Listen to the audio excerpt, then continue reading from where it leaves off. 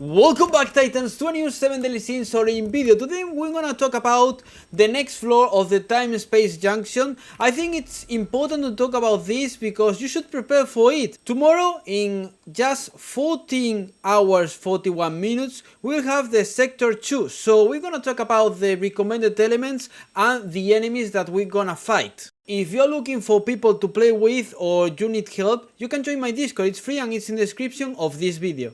So first, let's talk about the bosses. Here there are two bosses. Yeah, you're hearing right. There's not just one, like for example in the first floor it was Marmas. Here we're gonna fight Red Demon and Grey Demon. As you can see here, they have 75k power, recommended power as the Holy Knight Marmas, because I wrote a lot of complaints about the power, but it doesn't matter because you can clear it with 40,000 for example, and there's no problem. Okay, so first we're gonna fight Red Demon. I think it has 2.4 million health, and the second one is a Grey Demon with 1.5 million. Could be, for example, Grey Demon first and then Red Demon. I don't know, okay? The recommended elements are Ice and Holy. Yeah, Ice. I think that with Ice, probably we could use Mani DPS, because Mani DPS is Ice type. Jericho for Burst. Then Holy. There's 2 DPS, Escanora and King, obviously. Both are good DPS.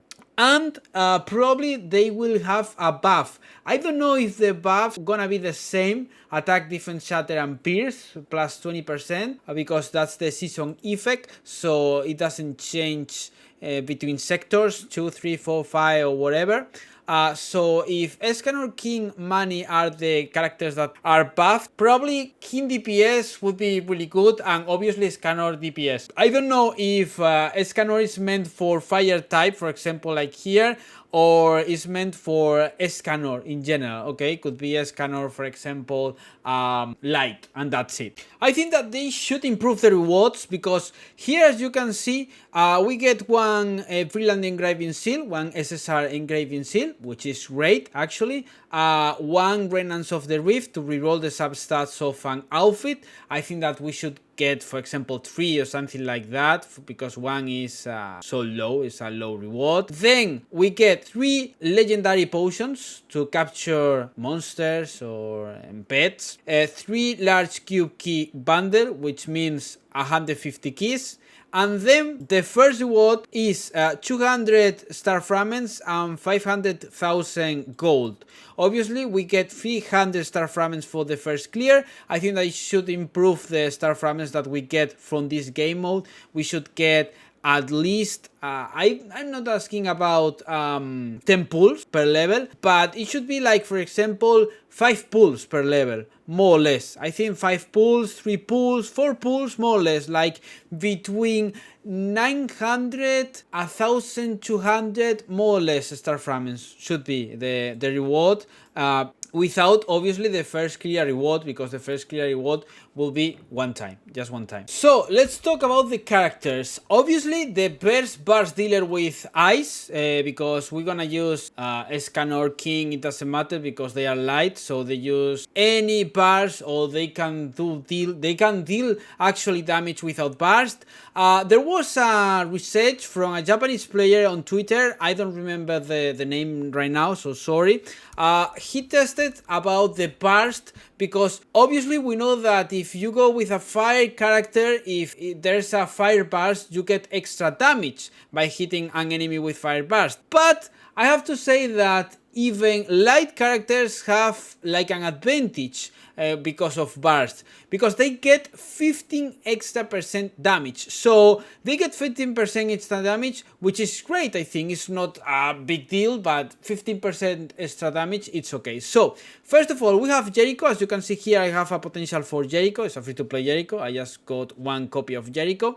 Jericho doesn't have her equipment, so I think that you should have these double swords. You can see here, these double swords, so they give you cold burst efficiency, and that's it. Don't go for anything else. Obviously, if you have crit chance, it's better, crit chance, crit damage, etc, etc, etc. Then the other 2 weapons, the best weapons that you have. Then the outfit, this outfit is the best. okay, because it gives you more burst. So yeah, so you can deal faster the burst, and that's it. Then the equipment should be this one, okay, right side this equipment. It's impossible to have equipment with a higher score, okay, it's a crafted equipment, so it's just 96 and that's it. If you get here all elemental burst efficiency is obviously better. If you get cold burst efficiency, like here, but here engraving bonus, it would be really nice. Unlock the masteries of the character. And then we have Manny. Here Manny with the double sword, she's like a burst dealer, like a burst dealer, no, like a damage dealer. As you can see here, when ally hero attacks an enemy with max frostbite stacks, they cold damage increase by 35%. So it's like a support and like a DPS, decreases cold resistance. Then we hit inflicts frostbite like you see here. It doesn't deal wood bars, so it's like more damage dealer. Here, as you can see, she's like damage dealer 2, as you can see here. I think that here probably with double swords she's like more like a support character, so the best thing for her is going with the blazing low sword, for example, with SSR. Attacking enemy with cold bars activated increases crit chance by 18% and crit damage by 45%, which is great, actually great. It's a really good passive. This deals damage and that's it. This one gains frost, add sword plus to normal attack, inflicting damage equal to 45% of attack, landing normal attacks 15 times, allow the use of frost strike becomes immune to reactions while casting, inflicts damage equal to 350% of attack to enemies. So I think it's cool, actually. I think that it's so cool. And with the ultimate we create an area for 10 seconds where the hero cold damage increases by 40% and enemies take damage equal to 33% of attack every second. So yeah, I think that probably with the long sword she's great, because here with double sword she's like more like a support character probably. Obviously then you have Escanor. If you go with the secret build that I uploaded, I was actually the first to upload it on YouTube, then the rest did the same video. So if you go with the secret build of Escanor, I was going with this sword, but obviously it's better to go with an SSR sword so you get better stats, but it's not that important because Escanor won't apply bars, so yeah, it doesn't matter. If you get obviously a holy attack increase, if you get normal skill damage and that kind of stuff would be nice. So if you go with the great sword for Escanor, he will be like a monster. And then I'm building up Kim because I need to farm more for him, but actually with the staff he's so cool.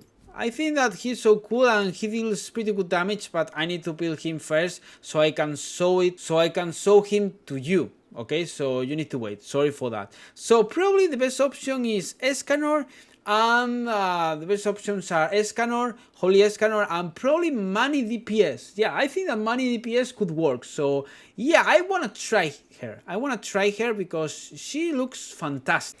So tomorrow I want to test some teams because I think that there are a lot of options.